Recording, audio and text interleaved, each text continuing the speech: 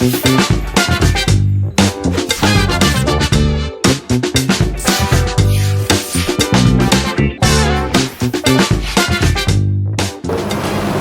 semuanya.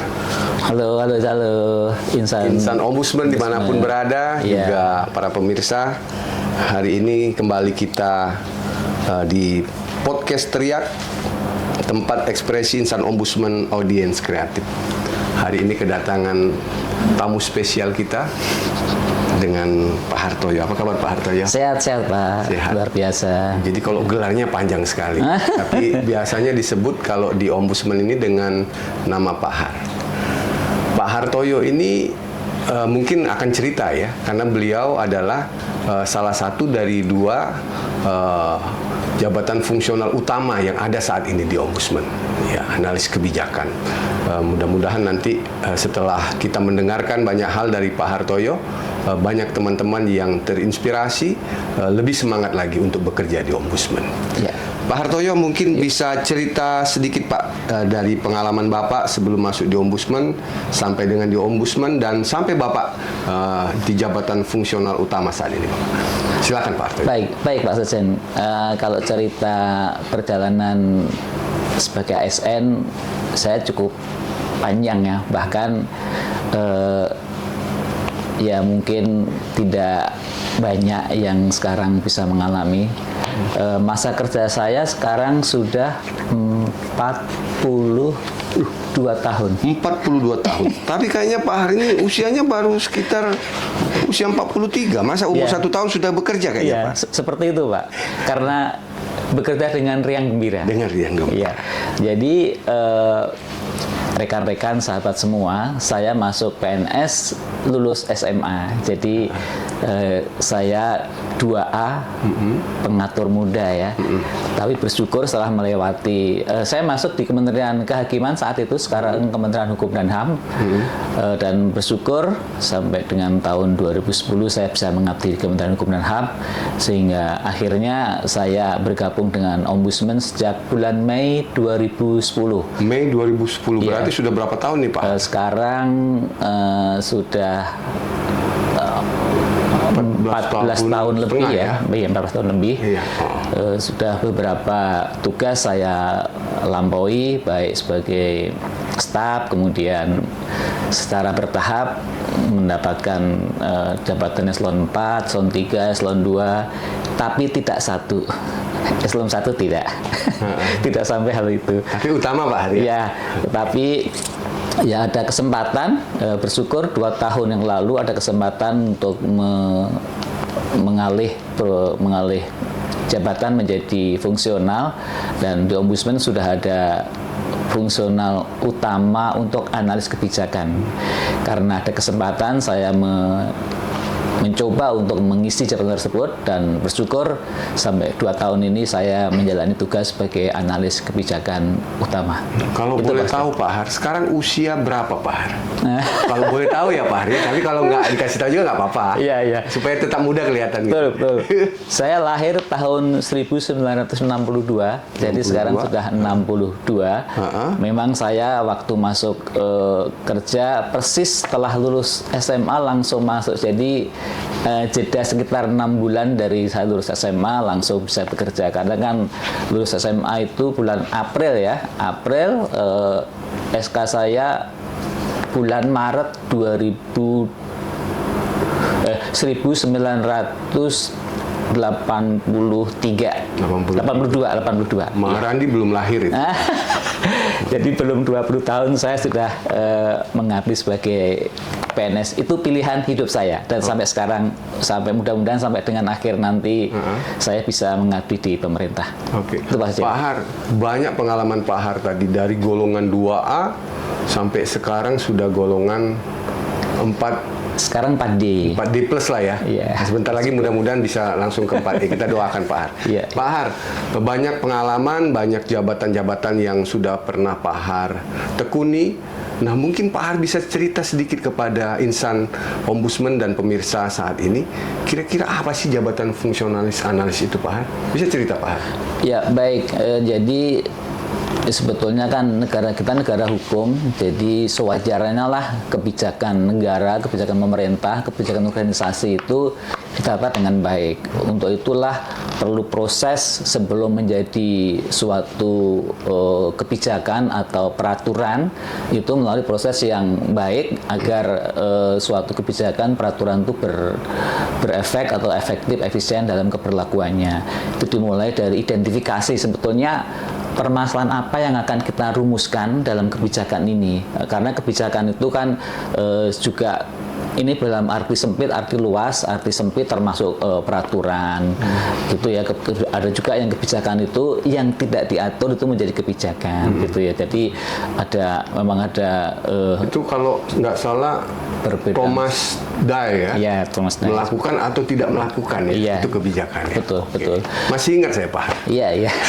Karena pasien juga menekuni administrasi, jadi itu pasti tetap menjiwai dalam diri seseorang yang telah belajar. Baik, jadi seperti itu penting analisis kebijakan ini untuk merumuskan kebijakan sejak mulai tadi identifikasi masalah, kemudian berusaha untuk mencari bukti-bukti, mencari data dalam rangka perumusan kebijakan yang baik.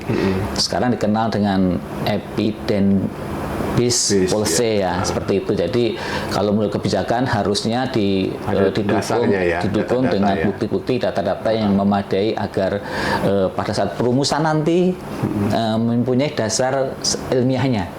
Kemudian juga setelah dirumuskan nanti kan diformulasikan, dibentukkan gitu. Ini akan termasuk kategori substansi apa ini? Kalau di ombudsman kan kita kenal ada peraturan ombudsman, kemudian ada peraturan ketua ombudsman, ada peraturan sekjen. Jadi kita pilih apakah permasalahan yang kita hadapi ini perlu dirumuskan dalam bentuk alternatif tadi atau alternatif yang lain. Jika itu memang tidak dalam bentuk produk hukum, bisa dalam bentuk produk yang lain. Kemudian setelah formulasi kita uji publik, kita advokasi, kita sebarluaskan ke pihak-pihak yang berkompeten, pihak-pihak yang pemangku kepentingan yang terkait dengan kebijakan yang akan dirumuskan, baik yang berdampak langsung maupun yang berdampak tidak langsung, agar pemangku kepentingan turut merasa memiliki kalau dilibatkan sejak dalam perumusan atau formulasi kebijakan. Sejak awal ya. Iya. Kemudian jika pemangku kepentingan dilibatkan dalam perumusan, berharapnya pada saat pelaksanaan nanti mempunyai semangat untuk mendukung, untuk menyukseskan kebijakan atau peraturan yang telah dirumuskan. Karena mereka ikut terlibat ya. Ikut terlibat. Iya, jadi partisipasi publik itu harus kita perhatikan dengan baik. Jadi masyarakat atau pemangku kepentingan janganlah menjadi hanya sekedar noise, berisik gitu ya. Saya ingin ini enggak, tapi harus kita dengar, harus menjadi voice, harus menyuarakan dengan baik agar dapat dirumuskan dalam suatu kebijakan. Tadi siklusnya setelah dilaksanakan, setelah dievaluasi. Apakah kebijakan yang telah dirumuskan itu mempunyai daya efektivitas, efisiensi yang baik atau tidak. Itulah siklus yang ada. Kalau nanti pada saat evaluasi itu perlu perbaikan, kita lakukan perbaikan kembali, mulai dari awal lagi. Bagaimana rumusan yang terbaik untuk mengatasi hal-hal yang pada saat perumusan awal tadi belum tercakup. Terus bersiklus terus sehingga perumusan akan lebih baik, lebih efektif dan lebih berdaya guna dan berhasil guna bagi masyarakat, khususnya bagi pihak-pihak yang berkepentingan melaksanakan atau mendapatkan dampak kebijakan yang kita rumuskan. Itu Pak Sekjen. Ya, itu panjang lebar Pak Har menjelaskan. Memang sudah wajar ya menjadi utama ya. Jadi kalau utama itu sudah mengetahui banyak hal. Nah Pak Har tadi satu yang menarik Pak Har. Dari sisi kebijakan ya, mungkin Pak Har bisa melihat kalau sebelumnya itu kan keputusan ketua itu nggak ada ya Pak Har ya? Iya. Seperti itu. Baru sekarang ya, peraturan ketua atau keputusan ketua dulu ya? Peraturan ketua. Peraturan ketua. Itu mengapa sampai sekarang sulit itu Pak? Dari sisi kebijakan seperti apa untuk lembaga-lembaga negara seperti ombudsman? Ya, memang kita pahami bersama bahwa peraturan ombudsman tentang tata cara penyusunan produk hukum baru diundangkan terakhir kali ini tahun 2023 kemarin. 2024 ya, bahkan baru saja ini. Dan sampai dengan saat kemarin itu kita di Ombudsman dikenal untuk peraturan lembaganya, peraturan Ombudsman. Kemudian pada saat pembahasan kemarin penyusunan, kita mengusulkan adanya peraturan Ketua Ombudsman dengan harapan hal-hal yang lebih rinci belum diatur dalam peraturan Ombudsman bisa diatur di peraturan Ketua Ombudsman. Peraturan Ombudsman berlaku umum, berlaku bagi seluruh insan maupun eksternal.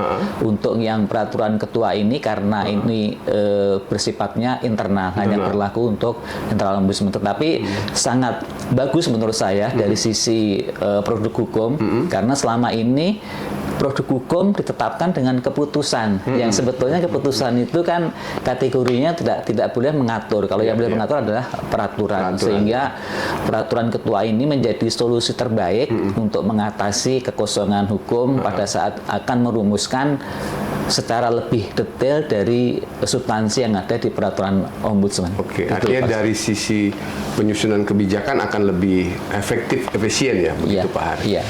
Baik Pak Har, mungkin Pak Har bisa menceritakan kiat-kiat untuk menjadi fungsional, ya tenaga fungsional yang baik itu seperti apa? Karena di kalangan ASN masih mengkotak-kotakkan antara jabatan struktural dan fungsional. Mungkin Pak Har bisa menceritakan sehingga insan Ombudsman dan pemirsa yang menyaksikan ini bisa tahu bahwa sekarang memang konsep struktural dan fungsional itu hampir ya tidak dibedakan ya. Jadi kalau dulu kalau orang di fungsional itu merasa agak kurang terpakai, kalau struktural terpakai. Kalau sekarang kan tidak. Mungkin Pak Har bisa menceritakan Pak Har. Ya, baik Pak Sen. Jadi saya tegaskan kembali bahwa peraturan Ombudsman tadi yang mengatur tentang produk hukum itu PO 59 tahun 2024. Oh, ingat ya. Baik, jadi ya eranya sekarang kita era sudah mulai jabatan itu tidak harus struktural, terbuka sejak ada penyetaraan kemarin. Bahkan sebagian besar jabatan struktural diubah menjadi jabatan fungsional dengan harapan fungsional lebih punya fungsinya lebih gitu. Jadi tidak harus menjabat struktural baru bisa berfungsi, tapi fungsional juga bisa berfungsi. Kalau struktural kan jenjangnya itu terbatas tempatnya. Kalau fungsional lebih terbuka, bahkan terakhir ini beralih dari fungsional yang satu ke rumpun yang lain itu sangat dimungkinkan. Sudah dimungkinkan ya? Sudah dimungkinkan. Dan dari sisi tugasnya fungsional lebih mandiri. Lebih mandiri. Memang fungsional itu hanya memberi pertimbangan kepada pejabat yang pemangku kepentingannya, pemangku jabatannya. Karena misalnya untuk perumusan kebijakan, analis kebijakan memberi pertimbangan kepada penanggung jawab untuk memberi masukan terkait dengan diterima tidaknya masukan dari kebijakan itu tergantung pada yang penanggung jawab. Tetapi ada satu hal yang harus dimiliki oleh seorang analis kebijakan agar pertimbangannya tidak sekedar pertimbangan, tetapi harus pertimbangan yang bermakna, yaitu mempunyai keahlian advokasi. Jadi mempunyai keahlian untuk mempertahankan atau menjelaskan landasan mengapa kebijakan A yang dipilih, B yang menjadi alternatif kedua. Itu harus punya keahlian itu, dan menurut saya memang harus dipupuk, harus terus diasah ke pengetahuannya. Syukur-syukur pengetahuan diiringi dengan pengalaman tentunya sangat bermanfaat. Karena itu saya sering berusaha sama teman-teman, jika diundang untuk mengikuti pembahasan suatu masalah, ikutlah. Karena dengan mengikuti itu menambah pengalaman. Meskipun saat-saat awal belum bisa menyampaikan pendapat, tetapi baru dengar-dengar dulu ya. Iya, dengar-dengar dulu. Tapi itu semua harus melalui proses. Nggak mungkin kita langsung bisa memahami keseluruhan permasalahan dan bisa mencari alternatif solusinya. Harus mendengar dulu. Yang penting bisa menghadiri dan bisa duduk bersama-sama gitu. Itu udah menurut saya udah bagus. Jadi saya sangat sedih jika pada suatu forum gitu di dalam dibicarakan hal-hal yang sebetulnya kita bisa ikut menerima, ikut nimbrung itu, tapi teman-teman atau ada yang di luar ruangan ngobrol gitu ya, sebaiknya ikutlah mendengarkan terlebih dahulu. Mudah-mudahan dengan begitu secara beranjak nanti bisa ikut berpendapat dan bisa bermakna pendapatnya. Itu Pak Sekjen. Oke Pak Har. Pak Har, ini kan Pak Har 42 tahun ya meniti karir. Artinya kalau di struktural artinya Pak Har sebenarnya sudah selesai, tetapi bisa ke fungsional. Nah, boleh cerita Pak Har, apa kiat-kiat sehingga Pak Har itu bisa melampaui ya, sudah paripurna ya, kalau sudah sampai 60, ini bahkan 62, sehingga Pak Har bisa melakukan itu. Apa sih yang Pak Har lakukan, kiat-kiat sehingga bisa mencapai posisi puncak ya, khususnya di jabatan fungsional? Ya, baik Pak Sekjen. Ya, saya mengikuti aja, mengalir saja Pak. Saya dari tadi disampaikan berurut saja, bertahap saja, tidak ada yang melompat-lompat jabatan saya, mengalir dari eselon 4, 3, 2, langsung ke fungsional utama. Ya, saya berusaha untuk melakukan hal terbaik saja, berusaha untuk memberikan apa yang saya bisa pada organisasi. Saya kan ya tidak berlebih juga kepintaran saya, hanya saya berusaha untuk memenuhi setiap kali ada permintaan dan berusaha untuk aktif memberi masukan. Itu Pak Sekjen. Jadi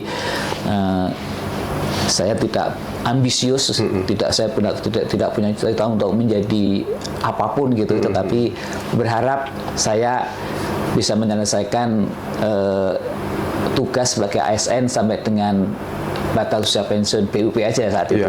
Tetapi karena ada kesempatan ya saya ikut. Jadi saya sudah sekarang masa kerja 42 tahun, usia 42. Kemudian usia 42 nih Pak Har. Masa kerja 42. Penampakannya seperti 42. Jadi pangkat saya sekarang 4D meskipun belum maksimal ya. Mudah-mudahan mohon doa restu semua Bapak Ibu semua sampai dengan nanti saya pernah bakti tahun berarti 2027 itu nanti masa kerja saya 45 tahun. Nanti pasti kalau misalnya di akhir saya bisa menyampaikan keinginan gitu, nanti di akhir saya akan menyampaikan. Oke. Di terakhir nanti Pak Har mau terakhir. Oke Pak Har, menarik sekali ya. Jadi artinya ini nanti bukan baru pertama Pak Har. Nanti Pak Har mungkin akan diundang kembali. Ini sekedar perkenalan. Jadi di sesi-sesi awal ini kita memperkenalkan bahwa ada jabatan fungsional juga di Ombudsman ini. Dan salah satunya analis kebijakan. Bahkan sudah ada 2 orang yaitu Pak Har dan Ibu Dwi yang sampai ke titik puncak untuk jabatan ini. Pak Har, ini ada beberapa pertanyaan singkat yang silakan Pak Har jawab.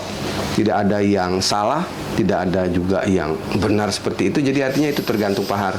Kalau mau kasih argumen penjelasan juga boleh. Ini pilihan Pak Har.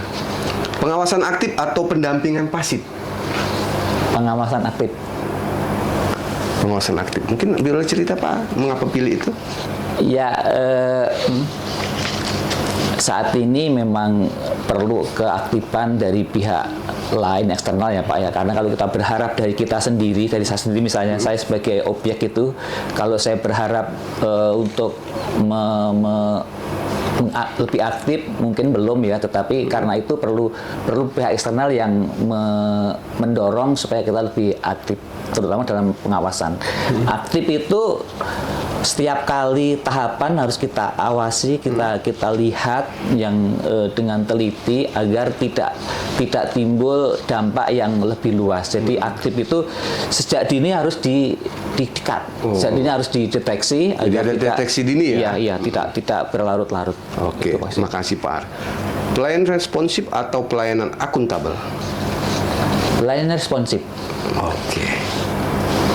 Responsif Pak Har ya, jadi cepat tanggap ya. Iya. Oke.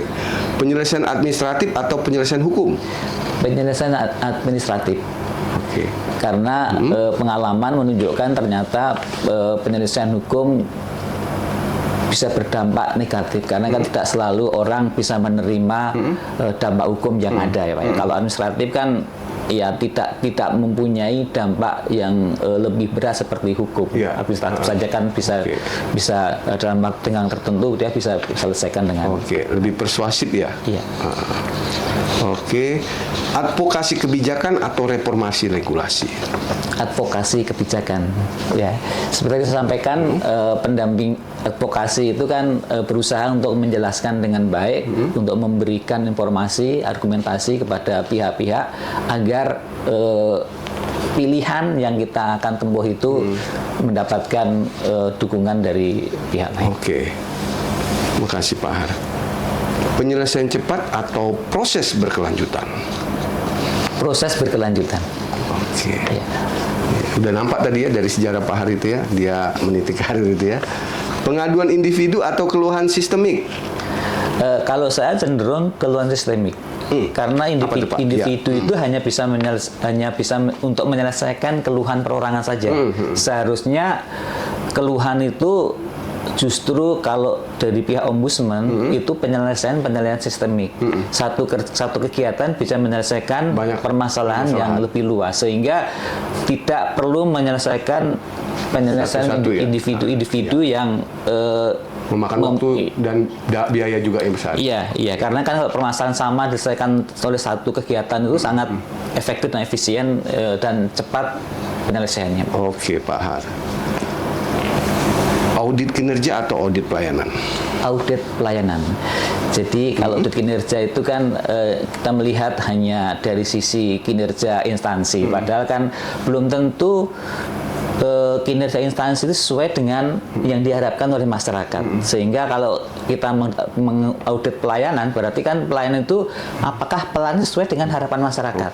Karena kan pelayanan baik bagi institusi belum tentu baik bagi masyarakat. Bagi masyarakat, pelayanan baik adalah pelayanan yang sesuai dengan harapan masyarakat. Kalau sekarang ini dikenal ada survei kepuasan itu ya. Sehingga tahu. Rekomendasi yang mengikat atau rekomendasi opsional? Ya kalau di ombudsman memang rekomendasinya mengikat ya Pak ya. Tetapi dengan mengikat tuh harusnya perumusannya disusun dengan baik dan berhati-hati. Tadi disampaikan kebijakan itu evidence based policy. Kalau ini juga berharapnya ada evidence based recommendation. Jadi rekomendasi yang berbasis bukti, berbasis data, berbasis alasan sehingga terukur gitu Pak. Terukur apakah rekomendasi yang akan disampaikan ke instansi lain itu bisa dilaksanakan atau enggak. Karena kan rekomendasi kalau enggak terukur kan kita sudah berusaha payah memberikan rekomendasi, tapi kalau nggak dilaksanakan karena menjadi kalau dibilang mandul nanti rekomendasi ombudsman tidak kuat padahal wajib dilaksanakan. Nggak punya gigi katanya ya. Iya. Oke. Pak Har, pelayanan tatap muka atau pelayanan digitalisasi pelayanan Pak Har? Kalau saya kalau boleh pilih dua-duanya Pak, karena masyarakat Indonesia ini kan luas nih, belum tentu semua bisa melek digital. Kalau nggak boleh milih, pilih satu? Kalau nggak boleh milih, saya masih tetap pilih tatap muka. Tatap muka? Iya, karena bisa mengakomodir seluruh kebutuhan. Orang kota pun bisa tatap muka, orang di perdesaan pun masih tatap muka. Kalau digital pilihannya, nanti saya khawatir orang-orang yang masih belum dekat dengan gadget itu nggak bisa mendapatkan pelayanan. Padahal dia pelayanan itu harus menyeluruh, harus bisa mengakomodir kebutuhan seluruh masyarakat. Oke, luar biasa penjelasan Pak Har ya. Kebijakan proaktif atau respon keluhan? Respon keluhan ya. Ya seharusnya kita lebih aktif. Jadi tadi Pak, kebijakan itu harus bisa mengidentifikasi masalah. Jadi sudah bisa menggali sebetulnya apa yang terjadi di masyarakat itu. Bisa dipetakan ya? Iya, pemetaan. Jangan sampai kita nunggu keluhan. Kalau nunggu keluhan berarti sudah ada pelayanan yang kurang baik. Kalau kita bisa mengantisipasi, bisa memitigasi, bisa memetakan yang saya sampaikan tadi, itu lebih bagus karena kita bisa menyelesaikan lebih awal. Ini yang terakhir Pak Har. Kepastian hukum atau keadilan sosial? keadilan sosial, Pak. Karena kepastian hukum saat ini kan hukum kita mengejar kepastian. Kepastian hukum. Tetapi apakah kepastian itu adil? Ternyata beberapa kasus itu yang sudah diputuskan dengan baik ternyata belakangan ada muncul ternyata bukan yang dijatuhi hukuman bukan yang bersalah. Kan seperti itu. Jadi kalau adil itu kan menggali lebih dalam lagi sebetulnya apa yang ada itu sehingga bisa memenuhi keadilan baik bagi kalau dihukum bagi pelaku maupun bagi korban. Oke, Pak Har. Pak Har, mungkin ini podcast kita yang paling lama ya. Sebenarnya harusnya nanti kita ada sesi lain nanti dengan Pak Har. Tapi paling tidak Pak Har, kita bisa menangkap banyak hal dari Pak Har. Nah, sebelum mungkin podcast ini kita tutup Pak Har, selesai mungkin ada kiat-kiat atau hal-hal yang ingin Pak Har sampaikan kepada semua pemirsa yang sekarang menyaksikan podcast ini. Baik, Pak Sekjen, ini meskipun pengalaman pribadi, tapi juga mungkin dialami Bapak Ibu semua terkait dengan perubahan batas usia pensiun BUP ya. Sekarang kan bisa 65 tahun bagi PNS. Kalau dulu kan kita rata-rata 58 sebelum ada 60. Karena itu ada pegawai yang antara lain seperti saya ini sekarang udah masa kerja 42 tahun, tetapi ada masa kalau saya sekitar 8 tahun itu tidak ada kenaikan gaji berkala karena kenaikan gaji berkala itu ada batasnya. Jadi saya itu nggak dihitung lagi ya? Iya, 8 tahun saya udah nggak bisa naik gaji berkala. Kemudian yang kedua penghargaan Satya Langgana Karya Satya. Nggak ada yang 40 tahun ya? Iya, 40 tahun nggak ada. Sampai 30 tahun saja. Itu juga perlu perumusan kebijakan secara nasional untuk memberi penghargaan bagi PNS yang sudah mengajukan diri dengan baik ke pemerintah maupun negara. Jadi gaji berkala mohon juga nanti bisa mengikuti sampai yang bersangkutan usia pensiun, juga adanya penghargaan bagi pegawai yang mencapai 40 tahun. Itu Pak Sekjen. Oke, Pak Har, menarik sekali. Tapi paling tidak apa teriak yang disampaikan oleh Pak Har? Jadi teriak yang disampaikan Pak Har ini mudah-mudahan didengar oleh pemangku kebijakan ya, khususnya terkait tadi untuk aparatur sipil negara apapun aparatur lainnya yang usianya di atas masa kerjanya sudah di atas 30 tahun. Yang pertama ya harus tetap ada gaji berkala ya Pak ya. Karena sekarang di tabel itu nggak ada ya. Nah itu tabel itu menjadi pemikiran juga mungkin Kementerian Keuangan ya. Jadi artinya ini dipikirkan untuk pegawai-pegawai kita yang saat ini ternyata banyak yang masa kerjanya di atas 30 tahun. Yang kedua adalah bentuk penghargaan. Karena Satya Lencana itu cuma batas 10 tahun, 20, 30. Jadi artinya mungkin harus dipikirkan lagi oleh pemangku kebijakan juga yang terkait dengan hal tersebut. Pak Har, terima kasih walaupun singkat, sekitar 27 menit kita bersama-sama, tetapi banyak hal yang bisa didapat oleh pemirsa pada hari ini. Mudah-mudahan Pak Har tetap sehat Pak Har. Amin, sehat Pak. Tetap semangat dan tetap menjadi panutan untuk Insan Ombudsman. Terima kasih Insan Ombudsman dimanapun juga berada. Sampai jumpa di podcast selanjutnya.